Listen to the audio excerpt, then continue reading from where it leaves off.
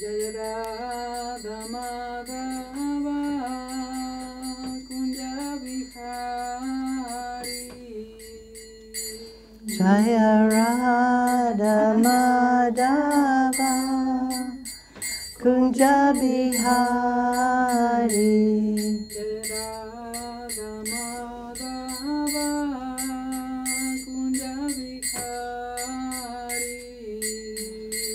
Jaya Radha Madhava Kunja Bihari. Gopi Jana Vallabha Girivaradhari. Gopi Jana Vallabha Girivaradhari. Gopi Jana Vallabha Girivaradhari. Gopi Jana Vallabha Girivaradhari.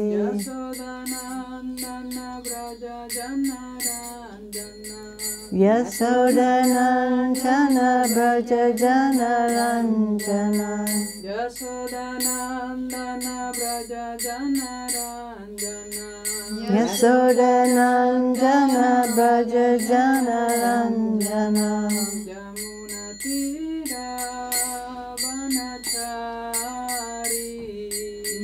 Yamuna Tira Vanachari.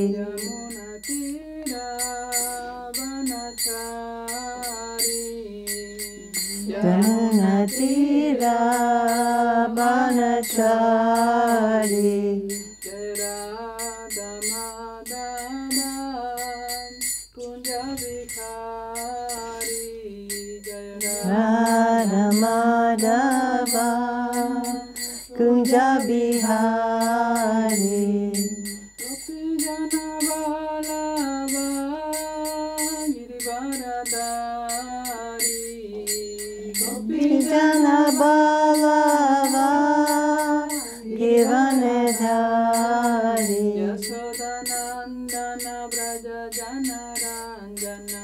Yashodanandana Braja Janaranjana. Yashodanandana Braja Janaranjana.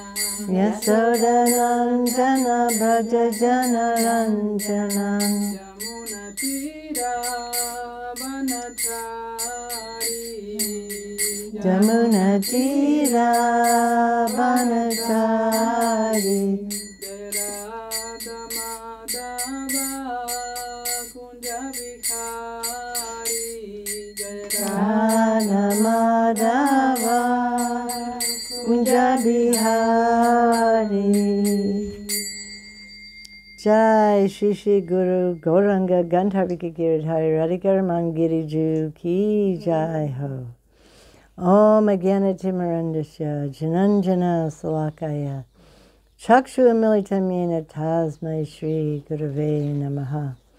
Shri Chaitanya Manopistam Stapitam Yena Bhutale Swayam Rupa Kadamayam Dadati Swapadantikam. Namo Maha Vandanaya Krishna Prema Pradayate Krishnaya Krishna Chaitanya Namani Gora Davashe Namaha. Hare Krishna, Krishna Krishna, Hare Hare, Hare Ram, Ram Ram, Hare Hare. First of all, I'd like to offer my heartfelt Puspanjali to the lotus feet of my Harinam Diksha Guru, my Prabhupada, our Prabhupada, Swami Maharaj Prabhupada, who picked me up from hell and is my life and soul. I owe everything to him. Second of all, to my Gurudev, Srila Bhaktivedanta Narayan Goswami Maharaj, my Bhajan Shiksha Guru, who has also kept me on the path. I was a baby when Prabhupada decided to enter Nitya Leela, so he's helped me so much. And to Srila Bhakti Vigyan Bharati Goswami Maharaj, and to Bhakti Vaibhav Puri Goswami Maharaj, who has sent me all my assistants who make this class possible, and to the entire Guru Parampara, and to the assembled devotees. So this is a class, as you know, on Siksastaka. And we're progressing a little bit. We finally finished course, we never finished, but we're moving on to text number 3, verse number 3. Trinadapi sunichena, tarodapi suhisnuna, amanina manadena, kirtaniya sadahari.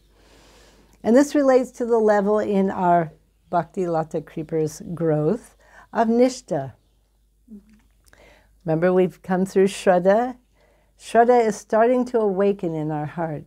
Shraddha has the seed for everything. Everything's there, but it's dormant. And now, by Sadhu Sangha, which is the next stage, we're watering the seed is growing, and auspiciousness is coming, and all the miseries are starting to go. Kleshagni, Subhada is coming.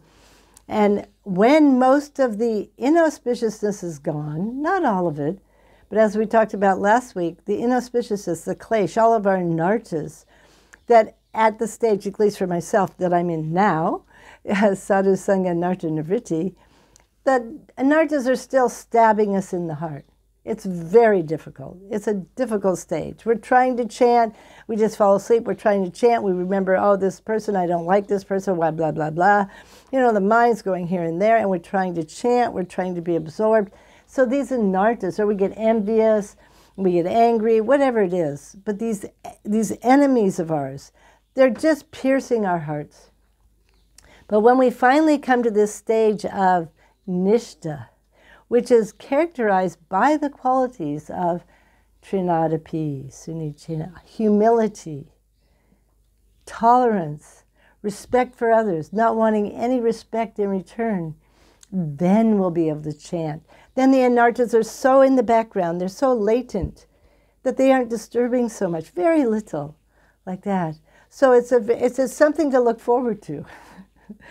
So this is what we want to cultivate by hearing properly from our Rupanuga Gaudiya Vaishnavas, right? By the hearing process, this is the quickest way for anartas to become removed. We hear is Shabda Brahm, the true, pure, transcendental sound vibration descending, right? And this descension of the pure transcendental sound vibration coming from Goloka Vrindavan, coming from Satchidananda Gaurahari himself, this is what will purify our hearts. It will come in, hopefully, and it will go down. Krishna says, Krishna himself sits in the heart of that devotee. This is Bhagavatam, second chapter, first canto. To one who regularly hears from the Bhagavad, the person Bhagavad, and the book Bhagavad. Krishna himself personally sits in their hearts and cleanses all the unwanted things from our hearts. So we cannot imagine how fortunate we are. Srila Gurudev would say, we don't realize how fortunate we are to even have heard about the person Bhagavad, what to speak of book Bhagavad. It's so rare in this world to have heard about who? To have heard about Satchidananda Gaurahari, to have heard about Swarup Damodar, to have heard about Rupa Goswami.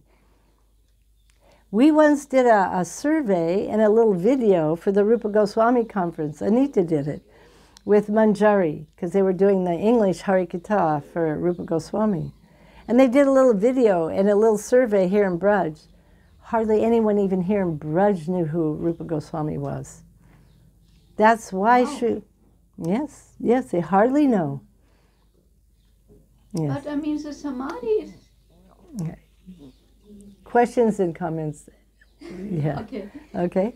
It's astonishing, but they don't really know who Rupa Goswami is really. Mostly that's just the facts. But now, because Srila Gurudev, he has been having the Rupa Goswami conference for so long. It started before I even joined him. That was way back, must have been in the 80s. Now more and more even Brajbasis are starting to know who Rupa Goswami is. But this is just Braj. You think of Delhi. Delhi's one of the biggest cities in the world. Who knows about Rupa Goswami? Calcutta, Bombay. What to speak of Europe? What to speak of America, South America?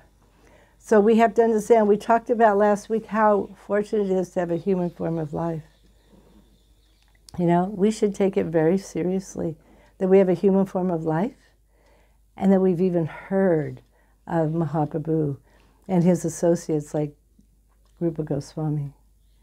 And Rupa Goswami is like the ideal character. He and the 6 Goswamis that we're following at this stage of Nishta that we're going to speak about. The main thing that the devotees are doing, the sadhak is doing at that time, is he's studying the characters of all these ideal Vaishnavas, studying their characters and following in their footsteps. So on the glorification days, we listen very carefully to all the characteristics and all the what do you call it? All the leelas of these devotees, like of Rupa Goswami. Rupa Goswami was astonishingly humble, and he is actually the head of our part of the Sampradaya, because we're in the Gaudiya Sampradaya, but we're in the section not coming from Nityananda, really, or Gadara. We're coming in the section coming from Rupa Goswami, right? And so we study his character and this character of Sanatana Goswami, right? Sanatana Goswami also. Sanatana Goswami was the elder brother of Rupa Goswami, right? And he was the guru of Rupa Goswami. But in the end of his Brihad Bhagavatamrita, which is his colossal, it's called Brihad Bhagavatamrita because it's the basis for all the Goswamis' books. Everything from the Goswamis is coming from Brihad Bhagavatamrita. So, in the end of his book, he prays for the mercy of Rupa Goswami. And he prays that this book will be pleasing to Rupa Goswami, like this. This is Sanatana Goswami, the guru and the older brother of Rupa. And Rupa, he's so humble himself. He's sitting actually either in Terikadamba writing his books or here in Vrindavan, and he's saying, I have no taste. I have no taste for hearing, chanting. I have no qualification. But somehow or other, Gopi Jana Ballava, I have a little hope because you're so merciful that you will actually give me. You will give me your mercy. You will shower your mercy upon me. So this is the attitude of one who's actually starting, his bhakti lata is starting to come to the level of nishta. And nishta means firm faith. There's not the shaking, it's not like in sadhu sangha or in bhajana kriya. Yeah. At that time, then, that our minds are so disturbed by so many unwanted things. Like we'll be chanting our japa, right? And all of a sudden we'll be maybe wandering around because we're a little tired. We don't want to sleep. So we sit down. Someone comes, starts sitting beside it, and we start talking while we're chanting our japa. We start criticizing someone or fault finding. Oh, did you see what that person did? This is one of the persistent obstacles that's there before we reach nishta. There's 5 persistent obstacles that are there before we reach nishta. And it's talked about in the level of nishta because it's a symptom of one who has nishta is one who doesn't have these 5 persistent obstacles. Number 1 is laya, sleep. No matter how much we try, sleep is there. But when this is finally gone, then we can understand we've come to nishta. And when, let me see here. Prati, yeah.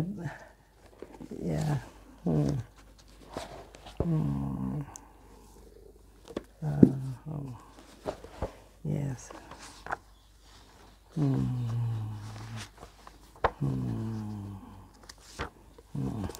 Oh, here we go.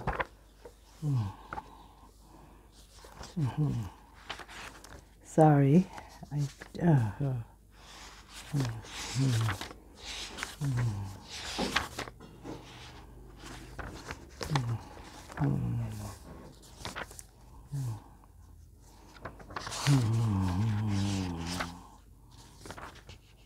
Aha, here we are. So we have laya, which is sleep. We have vikshep, which means when you're chanting, your mind is remembering your past anarthas. Then you have a pratipatti, which is even though you have no real problems, your mind isn't wandering, you're not sleeping, you have no taste. You just have no desire to chant. No desire. It's called incompetence. Incompetence. Because you're very competent, there's no sleep, but you just don't have any desire to chant. And then after that you have kashai, which is past bad habits. Past bad habits. You're chanting and all of a sudden you just get an overwhelming desire to do something you shouldn't do. And then the last one is rasasvada, which is having a desire for material sense pleasure, even though you're supposed to be chanting. So when these 5 persistent obstacles are finally gone, then we've come to the level of nishta. And in nishta, one becomes very humble. One finally starts to understand, because what is it? It's trinadapi sunichena, means that we feel ourselves lower than the straw in the street, right? Well, the acharyas, they say, the straw in the street or the grass, a grass has a certain ego. But his ego is actually true. I'm a piece of grass, like this. But our ego is that I am a Brahman, I am this, I am that, is not true. And so we should feel ourselves lower than the straw in the street because our ego isn't true, whereas the ego of the grass is true, you know, like this. So we should feel ourselves, wow, you know, I'm thinking I'm a Brahman, I'm thinking I'm a this, I'm thinking I'm a that, but actually, I'm not any of that. And not only that, even if I have some material qualification, I am misusing it. I am completely misusing it for my own self-gratification, sense gratification, completely misusing my qualifications. The grass is not misusing his qualification. The grass is grass. The grass is there to make the walking softer. Grass is there for the cows to eat. Grass is just grass, and it's doing its natural function that it's supposed to be doing. But we as human beings, we're supposed to be understanding that we're servants of Krishna and serving Krishna with everything and anything like this. So we think, oh, I am actually very wretched. I'm very fallen like this, you know. So when, oh when will that qualification come? And only when we have these qualifications will the holy name actually come naturally. This is the end of the verse. Kirtaniya Sada Hari, right? When we have this qualification, naturally we'll start to please, because what is Hare Krishna? Prabhupada always taught us, oh Krishna, oh Radhe, Hare Radhe, Krishna Krishna, Ram Krishna, Hare Ram. Please, please, please help me to understand I'm your servant. Please engage me in your service. Please make me qualified to serve you. But we can't call out like that until we become a little humble. Because if we're thinking I'm so great, why would we want to call out? We wouldn't. We wouldn't. In fact, we'd rather that, because the real problem is, as we've talked about, envy, right? We wouldn't want to call out to Krishna, because actually, when we come into the material world, our envy is of Krishna. We're trying to become Krishna. We're envious of Krishna, actually. I'm the controller. I'm the enjoyer. I'm the friend of all. This is the predicament of every single jiva in this world. There's no exception unless they're a pure devotee. If they're not a pure devotee, then they have this lust and this envy, and it's towards Krishna. So once we finally come to, I am a spirit soul, I misunderstood my identity for so long. I've thought of this body. I'm trying to compete with it. I'm trying to be number one, and I can't. I just can't. It's not working. You know, finally, by our good fortune, we meet the pure devotee who comes along. And the pure devotee gives us this seed of devotion, right? Awakens our potential, and we can start to chant. Because why? Because we accept Guru, we accept Vaishnava, and we make their words our life and soul. We become completely dedicated to pleasing our Guru, 100%. Because the Guru is the one who has given us happiness, given us any joy, really. And it's eternal joy and happiness, isn't it? It's eternal. A chance at this. This is our chance to actually get out of this suffering material world and go back to the place where it's eternal happiness, where every walking is a dance, every speaking is a song. You know, the flute sound is always there, enchanting everyone. Srimati Radhika is there, everyone's there, and they're blissfully engaged in pleasing Krishna. And that's our rightful place. So as spirit souls, finally, but even though we've met Sri Guru, we've met the Vaishnavas, well, we're not back in the spiritual world yet. I remember when I first came to Vrindavan, I was only been a devotee 2.5 years, actually. I came with Srila Prabhupada to open the ISKCON Mandir, right? The Krishna Balaram temple. And as soon as I got to Vrindavan, of course it was very different then. It was just a little village. There were no cars, no TVs, no even phones. All the men were still wearing dhotis with bead bags. It was in dust and sand. There were trees. There were peacocks everywhere. It was incredible, incredible. And we were installing Krishna Balaram, Gornitai, Radhesham. And I was so overwhelmed. I knew this was my home. I just knew it was my home. I felt this is my home. And I just felt if I could turn quick enough, I'd see Krishna. You know, I never wanted to leave. But Prabhupada had other plans for me, of course. I had to get on the bus and go get on the plane and go back to ISKCON Los Angeles and do my service to Srila Prabhupada. Because for one thing, I wasn't qualified to stay in Vrindavan. And it wasn't my service to him to stay in Vrindavan. My service was to distribute his books. Hundreds and hundreds and hundreds of books, you know. But, so there we are.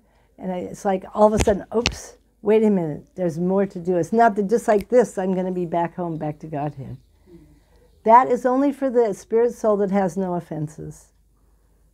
For a spirit soul that doesn't have the covering of offenses, his heart hasn't become hard because of offenses. Then when he chants, very quickly Krishna Prem will come. But for me, it didn't happen like that. So obviously I'm covered by offenses. And most jivas are covered by offenses. That's why our hearts, when we chant, we don't cry, we don't weep. We aren't in trance. We aren't in the spiritual world, even with here. Because when the pure devotees come, they don't come to the material world. They bring Vrindavan with them, right? They never leave Vrindavan, ever. So for us, there's a process, and this process is the chanting of the holy name. But as we're going to see, the most important element, the most important qualification, that's it, qualification, is to start to feel humble. Really, genuinely, not just, you know, there's a lot of artificial humility sometimes. I've heard I'm supposed to feel humble, so, oh, excuse me, Prabhu, you're so wonderful, I'm so no. It's actually a heartfelt feeling of humility. Heartfelt. And you know what that comes from? We talked about it a little last week. It comes from no desire for material sense gratification. So how many of us could say, I have absolutely no desire for sense gratification? That's difficult. That's very tough because we have such a past habit. That is our disease, to be the enjoyer. So when we seriously start to at least pray, Hare Krishna, Krishna Radhe, please take away this desire for sense gratification. That is a complete iron door between me and you. I will never be able to serve you, ever. I'll never be able to experience your sweetnesses. I'll never get out of this miserable material world until I give up my attachment to sense gratification. Never. It's not possible. And it's a gradual process for most of us. Some it's quicker, some it depends on how serious we get. How serious we get in making the instructions of our spiritual master our life and soul. And how much we see that this material world is actually a place of suffering. Prabhupada would say, he would give the one example, he said there's actually no happiness here, because the happiness that's material brings more suffering. You know, let's say you get happiness from whatever it is, it will bring you more suffering in the long run. I'd say you like to eat something, you know, anything. You like nice salads, because we're from the West. You like a salad, you know, with nice lettuce and tomatoes and olive oil and salt and whatever else you put on it, you know, and fresh, organic salads, you know. But if you're not a devotee, for one thing, you don't offer it to Krishna, so it's not Mahaprasadam, so that'll bring you more karma because you've killed something for your own pleasure. Now, also, if you take that salad and you offer it to Krishna, were we doing it for Krishna's satisfaction or for our own? It's because we wanted it. That's actually called aropa siddha bhakti. It means that it's a beginning. This is pretty much where all conditioned souls have to begin. It's we're imposing bhakti on something that actually isn't really bhakti. That's aropa siddha. Aropa means you impose something on something else. It's a beginning, like that. And it's given some place, because we have to start somewhere. So we make a garden, we grow eggplants, we grow tomatoes, we think, oh yes, and we have takarji. This is not very good. And we offer it to, we make a pizza, and we offer it to Krishna. But really, were we thinking, oh, Krishna, this is for your happiness? No, it's because we're from Italy, and we're raised with pizza, and that we can't live without a pizza, or whatever it is, you know, honestly, you know. And for every part of the world, there's something like this, isn't it? So when we finally start to, little by little, think, oh, I want to do this just for Krishna's pleasure. I know because I've never been a cook. I was a book distributor. I never even learned how to cook until I moved to Vrindavan, and I had to start cooking for my takarji. And basically, I was cooking for myself. But I figured, well, I got to start somewhere. So I would start making one thing that was just for Krishna, just that I knew he would like. And I would distribute to everyone else. I wouldn't take any of it, like this, just as a training. Oh, everything should be for Krishna's pleasure. You think of the example of Madhavendra Puri. Madhavendra Puri, who's our Adi Guru, he's the guru of Chaitanya Mahaprabhu. What qualities, what humility he had. Gopal came to him, said, please discover me, I'm in the jungle here. The Muslims, not the Muslims, the devotees left me here because the Muslims came, right? So he went and he excavated with the villagers out by Govardhan, and they brought out Gopal, and they put him up on Govardhan Hill, and they had Anakut for Gopal, right? Every day was a new Anakut. Every village wanted to do, there was Anakut after Anakut after Anakut every day. Piles of chapatis, sabjis, sweets, just unlimited varieties of tasty things for the pleasure of Gopal, because this is Brajbasis. Madhavendra Puripad would not take anything till after everything was finished, and if someone offered him milk. He wouldn't even ask for it. Someone gave him milk, he would take. This is detachment from material sense enjoyment, but it's natural for him. He's a pure devotee descending. He didn't have to try and do it. He wasn't struggling with his senses, you know, to resist all this tempting foodstuffs that were there before Gopal. It wasn't like that. He was simply in love with Gopal. He wanted Gopal to be happy, like this. So we pray for that day. We pray for these moods to arise. And it will only start to come when we start to understand our low, wretched position. And it's not that as a spirit soul we're low. What's low is our false ego and our misidentification. We're not thinking we're a spirit soul. We're not thinking we're the servant of Krishna. Maybe a little bit. And we're not thinking only of Krishna's pleasure, beginning with the pleasure of Sri Guru. For us, it begins with Sri Guru. How can I make my Guru happy?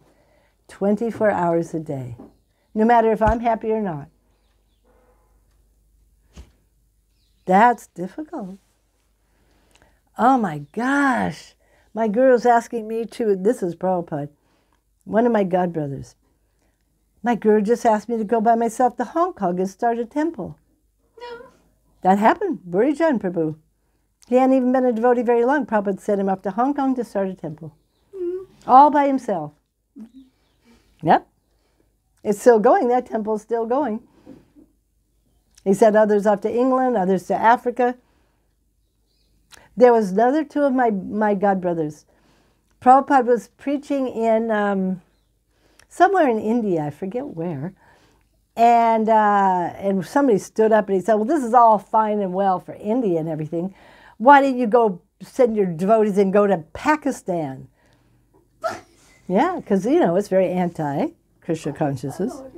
So Prabhupada immediately, can you imagine, immediately he called two brothers, Brahmananda and Gargamuni. And he said, go to Pakistan. And they were in America and they packed up and they came immediately. And they went to Pakistan. And it just happened that war broke out at that time. People were spitting it. People were doing, and finally they realized it was not the time to be preaching in Pakistan. So they left. Prabhupada gave them permission. And they got out. Prabhupada was so happy to see them that they hadn't been killed. But still, they had gone. They had gone. Not thinking about their own, not thinking about anything. Of course, maybe now they aren't, Brahmananda's already left, Gargamuni's Hill. And we're trying, because we haven't come to the level of being a pure devotee yet, so this may not be a permanent thing in us. But for Sri Guru, we try. We try, and by his mercy, then eventually, when real taste will come, that's after the level of Nishta. But in Nishta, we have faith. We have faith that, oh yes, by the mercy of Sri Guru, anything can be done. So let me do it. And then as Guru becomes pleased, he cleanses the heart. And he likes to see this humble mood. Oh yes, I am very fallen. I am very fallen. I have no qualities, really. No qualities. Because we think we're so smart. We might be a good singer. We might be a good speaker. We might, whatever it is, the quality that we have something. You know, everybody's got something. But who's the source of it? Krishna says, I am the source of all knowledge, remembrance, and forgetfulness. He can take anything away at any time. So when we think, I'm doing this so well, Krishna will say, oh, you think you're doing something so well? Then he'll remove it. You can't even do it at all. Not at all. He can take away our memory at any moment. He can take away our ability to speak at any moment. Any moment. So we need, oh Krishna, oh Srimati Radhika, oh your combined form, Sachinandan Gaur Hari. Please, please, please, what is the prayer? Let me never forget you. I have been in a forgetful state for so long. I have forgotten you for so long. Please let me never be in this kind of ignorance again. I never want to be in that ignorance, thinking I'm happy being a cow or a pig or a demigod or Mao Zedong, the leader of China, or whatever, Elvis Presley, the first rock and roll star, the Beatles, or whatever it is. Let me not be in this ignorance, thinking I'm happy here. Only the human beings can come to this. Animals cannot. Grass cannot. That's it. They're in this. They're naturally doing what they're meant to do. They have no karma, like this. But we have the human form of life. And now we have Sri Guru who's come and woken us up. Oh, my Jnana Timarandasya. He's brought that torchlight of knowledge coming from Krishna, coming from Mahaprabhu, from Nitai.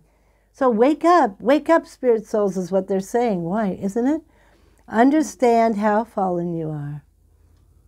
Understand. Prabhupada actually said to us, he said, if you knew how fallen you were, you'd faint.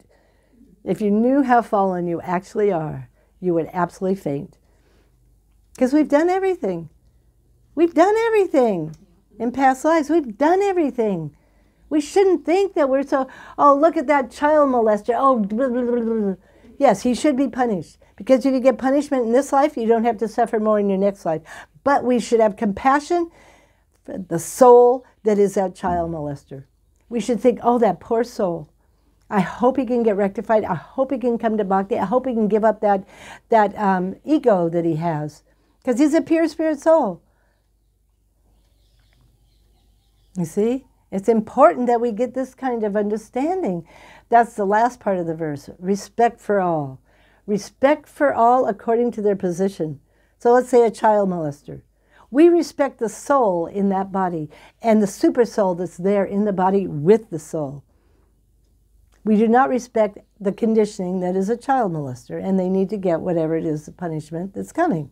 They need to be rectified. But we do not hate the soul.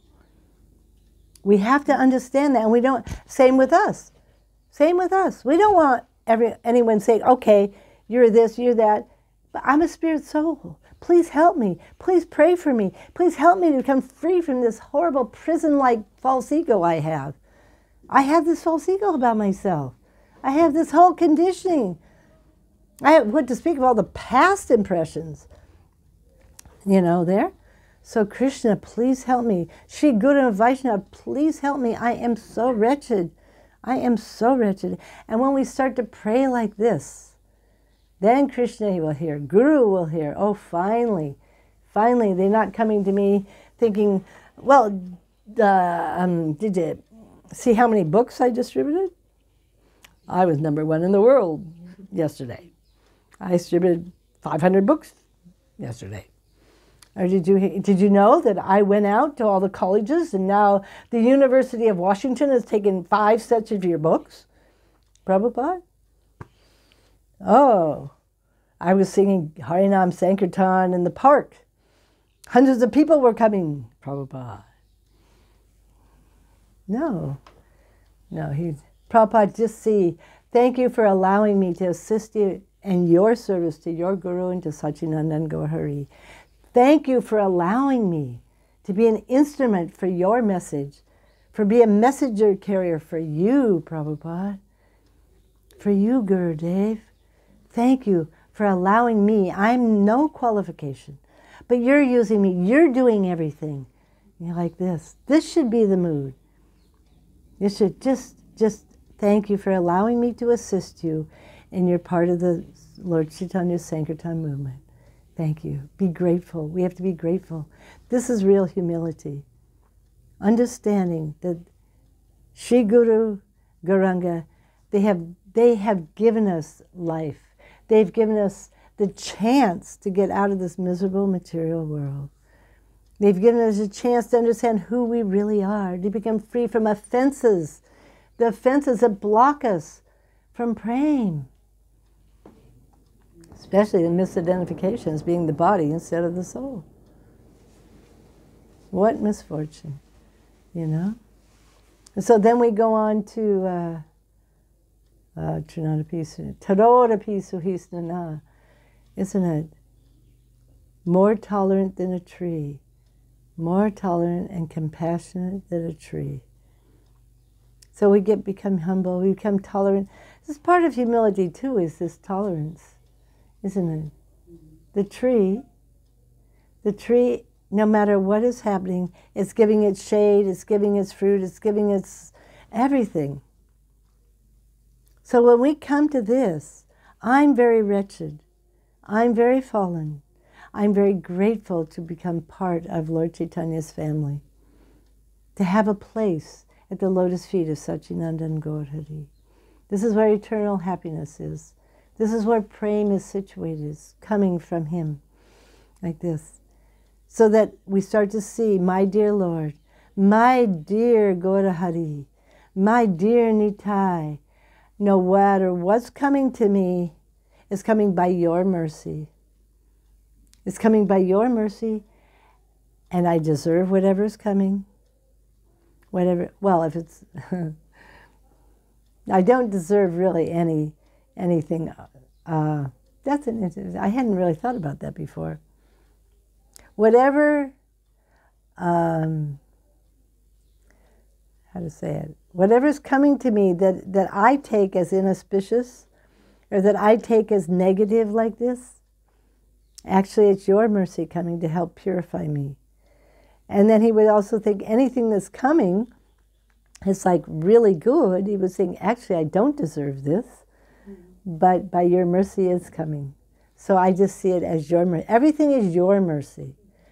Your mercy. I'm simply, you're insignificant. This is the thing, insignificant. Not just fallen, but insignificant servant. So the trees, even if someone's coming, as we know, someone's coming to cut down the tree, right? He'll still give his shade.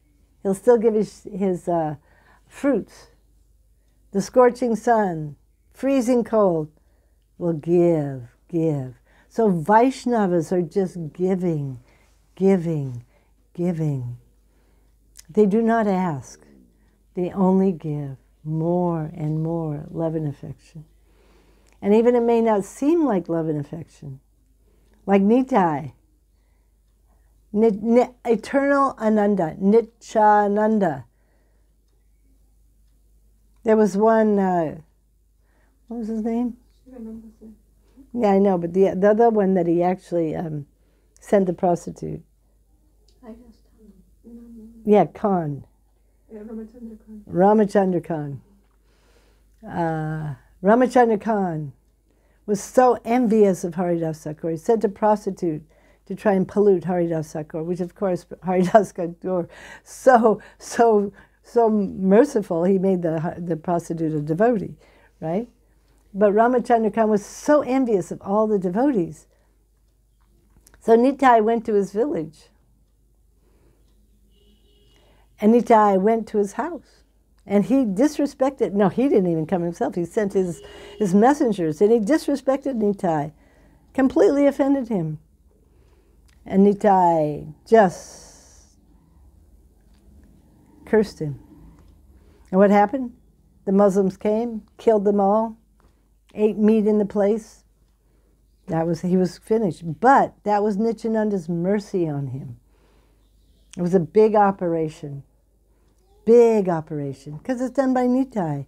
Next life, hopefully better. Like this. Whatever Nitai does is auspicious. He could not, offenders, this is the biggest blockage to our bhakti, is being an offender. So if Nitai somehow gives his mercy,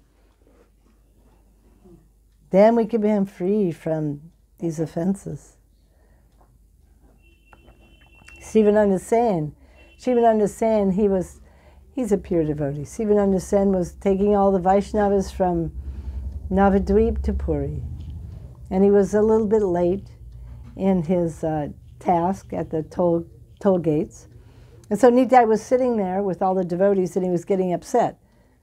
I'm hungry, I'm tired, I wanted to eat like this. So when Sivananda Sen came, Nitai stood up and kicked him. He's a madman.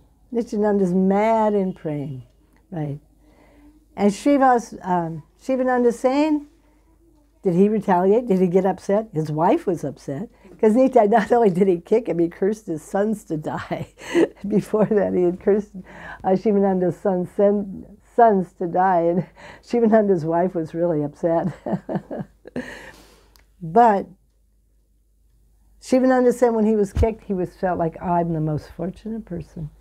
I am the most fortunate person to have been kicked by Nityananda Prabhu. And then after that, Nityananda was very pleased with him. Because Nityananda had wanted to give his foot dust to Shivananda Sen.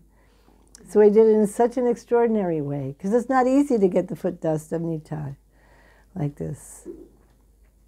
It's not that if he had let him easily give the foot dust, everyone would be running like this. But no, he gave it in a way. And he tested Shivananda Sen, and Shivananda passed the test. Oh, thank you. Thank you for kicking me. So when those kicks come to us, when we get kicked, either by someone, when the kicks come through the material nature, right? Because the material nature, when we're devotees, is being controlled by Shri Guru and Gauranga. Nothing coming to us without the mercy, without the without the sanction of Sri Guru and Gauranga. So when we get kicked somehow, all of us get kicked. Either someone says something nasty to us, or something falls on our foot. Anything. We get kicked in so many ways. Our minds are just disturbed by so many things. This is the mercy of Nitai, actually. And we should never take revenge. We just say, okay, thank you. Thank you. These are those thorns on the path of bhakti. Let me just keep going.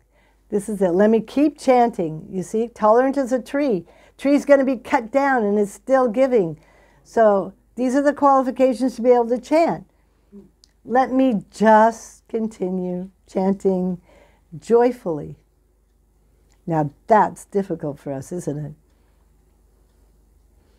Everything's going wrong in our life. Everything's going wrong. But still to chant joyfully, gratefully. This is what we're talking about. This is Trinadapi Sunichena, Tarodapi Suistana. That's Haridas Thakur. He was able to chant joyfully through 22 marketplaces while he was being beaten. That's a high standard, isn't it? Like that. Amazing. But that's the example that we have to become tolerant like that. Humble, tolerant, offering all respects, not wanting any respect in return, seeing everyone as a spirit soul, then that is the qualification or the symptom of Kirtaniya Siddhahari, being able to chant always. To be able to do Nam Sankirtan, and it's only Nam Sankirtan that will bring us Prem. We'll only get Prem when we can do Nam Sankirtan. You see? It's not cheap. It's not cheap to get. It's not that we can just hear about so many things and it will automatically come. The qualification has to be there.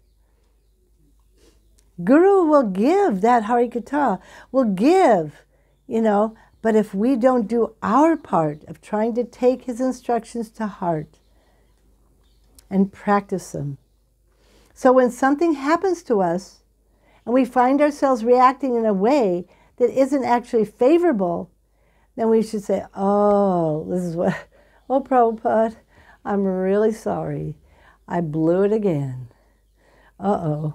I did not react in the proper way. I did not think in the proper way.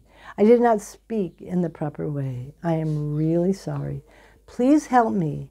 Please help me so that I'll be able to please you with my body, with my activities, my words, my thoughts, my deep moods.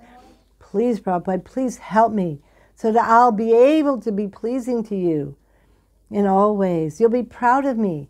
You won't be embarrassed. Oh yeah, she's my darling daughter, she's my disciple, but oh my gosh. Haribo, she doesn't know how to act properly. She doesn't know how to speak properly. She doesn't think properly. Because as Prabhupada said, he picked up what? Dancing white elephants, forest monkeys. Monkeys don't know how to act properly. We don't. We don't. So if you see the devotees, the pure devotees, how they relate to each other. Like you see in the Devananda Gaudiya Mat, there was Bhaktivedanta Trivikram Maharaj, Bhaktivedanta Narayan Maharaj, Bhaktivedanta Vaman Goswami Maharaj. What loving relationships they had. One is Acharya, the other two are not Acharyas. They pretty much came at the same time, but there's no envy, absolutely no envy. And the Acharya, Bhaktivedanta Vaman Maharaj, he never wanted to be Acharya, but he took that as a seva, because his Gurudev gave it to him. But he always said, oh, to Srila Narayan Maharaj, you're qualified, you take disciples here in Mathura, because he was in there. Another time when I was in Mathura, I used to stay in Mathura, and Bhaktivedanta Trivikram Maharaj would come there a lot. He would come and stay, he'd come for Kartik, he'd come. And Gurudev is very charismatic, right? Some are more quiet, but Srila Gurudev Narayan Maharaj was quite charismatic. And he would be giving class, and it's very animated, right? And I remember one time, Narayan Maharaj's, Gurudev's room was here, and Trivikram Maharaj is here. And Srila Narayan Maharaj is starting to give class, and here's Trivikram Maharaj coming out of his room, and he just looked at me and he said, "He's so wonderful, isn't he? Isn't he wonderful?" This is about his God, but he had no envy, no thinking, well, I wish I was, what about me, Because he was, I think he was senior. He was senior to Gurudev, too, actually, senior. But he was just, isn't he wonderful? And I remember he would never, ever try and take us away from Gurudev. He would never, go and see Narayan Maharaj. In Navadvip, the first Navadvip Parikrama I ever went on, I was one of the first Westerners to ever go on their Parikrama. It was like 1993. There was 6 of us, only 6 of us. And it was really quite intense. Oceans of Bengalis, right? And here we are in our little, it was quite overwhelming. No English, nothing. We're just being carried along in this wave of Gaur Prem. And we had a little tents, and we were with all the Bengalis with their mosquito nets. We had pup tents. They'd never seen, they were really, whoa, what's that? So and here we are. There were 3 and 3 girls, and then one boy, he actually had a room, but we had our little pump tents, right?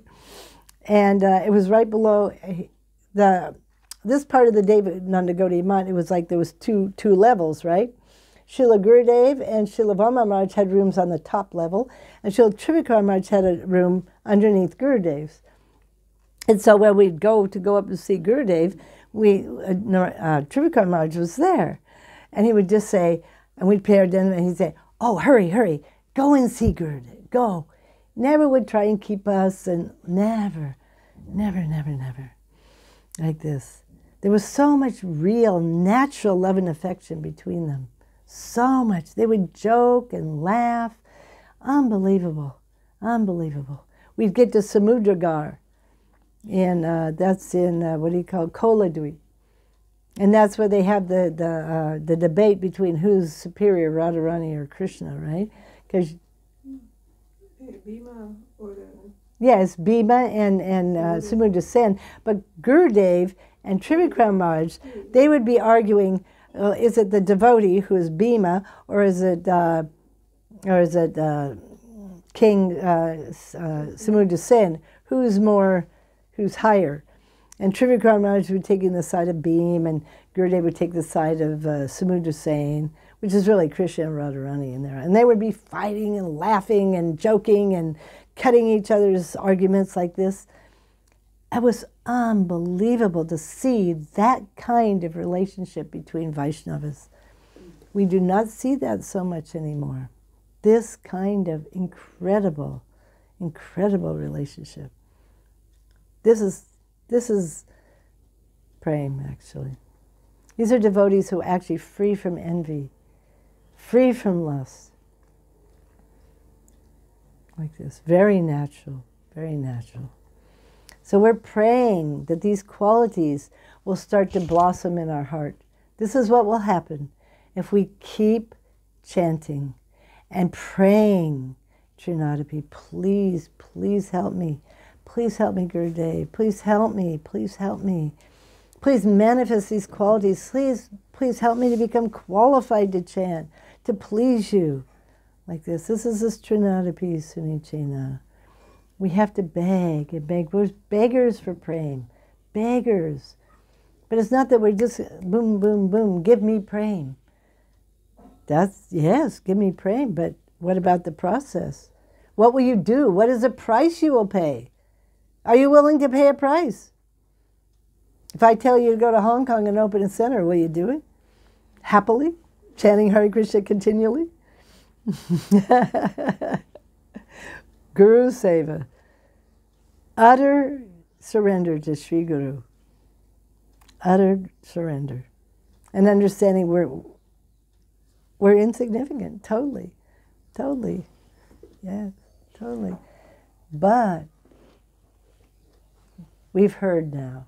We've heard the process, so we pray, let me want it. please, I have no desire for this. I am so fortunate. I have a human form of life. I've met Sri Guru. I've met the Vaishnavas.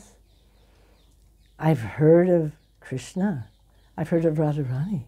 I've heard of Mahaprabhu. I've come in line.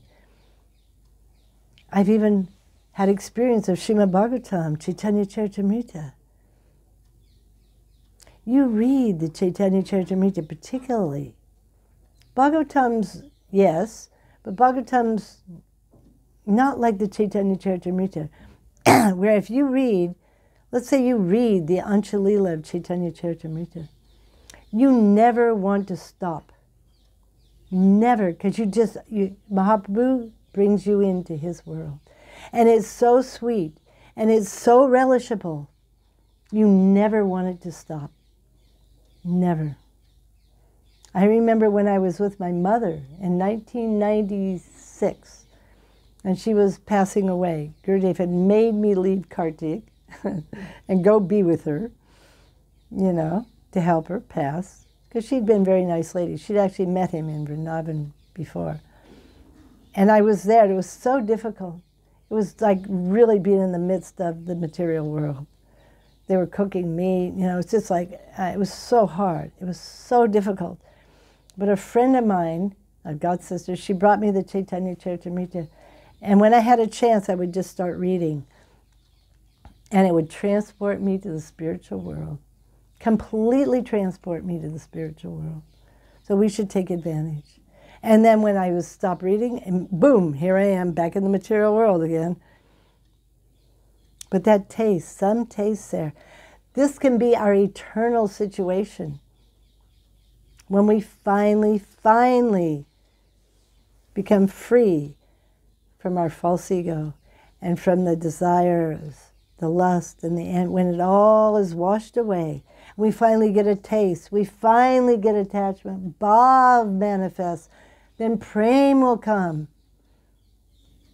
It will come. Then we go back home, then we enter this eternal happiness of seva at the lotus feet of Jugal Kishore, at the lotus feet of our Guru Sakis.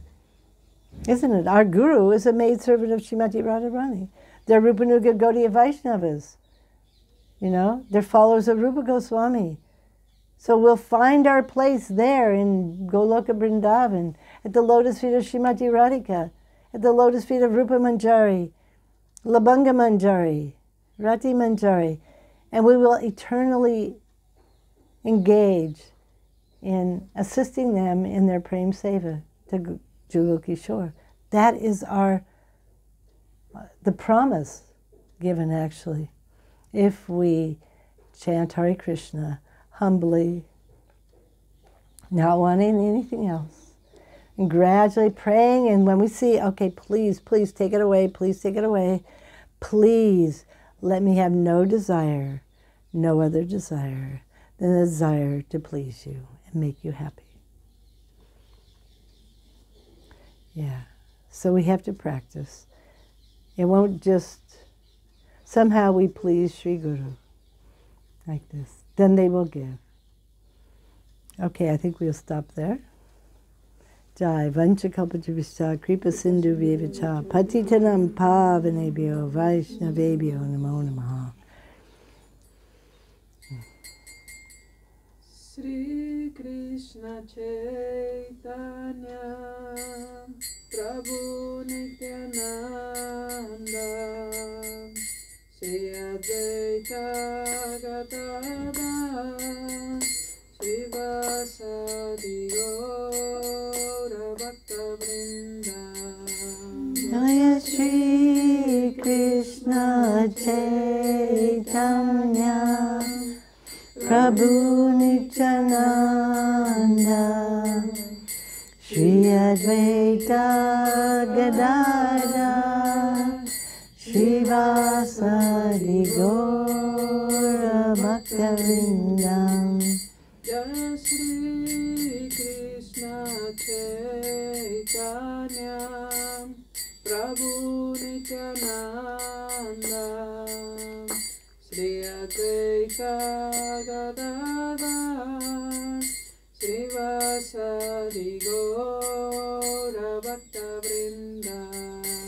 Jaya Sri Krishna Chaitanya Prabhu Nityananda Shri Advaita Gadadhar Shivasadi Gaura Bhaktavinda Hare Krishna, Krishna Krishna, Hare Hare, Hare Rama, Rama Rama, Hare Hare, Hare Krishna,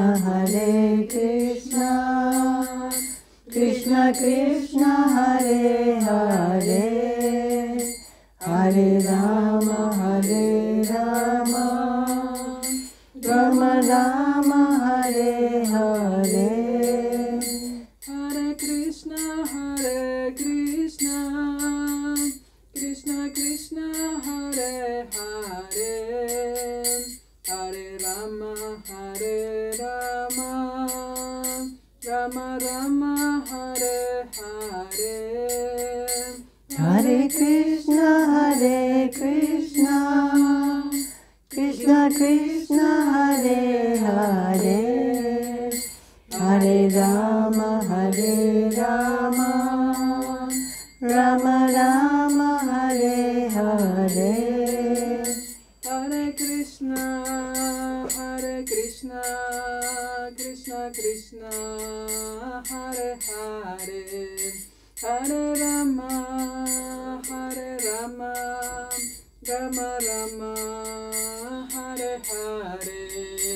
Hare Krishna, Krishna Krishna, Hare Hare, Hare Rama, Rama Rama, Hare Hare. Jaya Gandharvika Giridhari Radhe. Jaya Gandharvika Giridhari Radhe. Jaya Radhika Raman, Jaya Radhika Raman, Jaya Radhika Raman, Jaya Radhika Raman.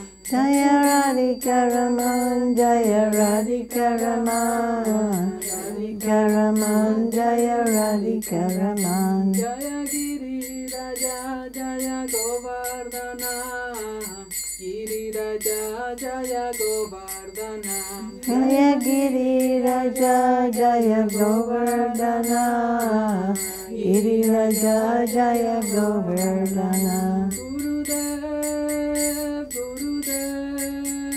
Gurudev, Jaya Gurudev. Jaya Jaya Gurudev, Jaya Jaya Gurudev. Jaya Prabhupada, Jaya Prabhupada. Jaya Jaya Prabhupada, Jaya Jaya Prabhupada. Nitai Gaura Hari Bol, Nitai Gaura Hari Bol. Nitai Gaura Hari Bol, Nitai Gaura Hari Bol. Jai Shri Shri Guru Gauranga Gandharvika Giri Radhika Mangiri Ju Ki Jai.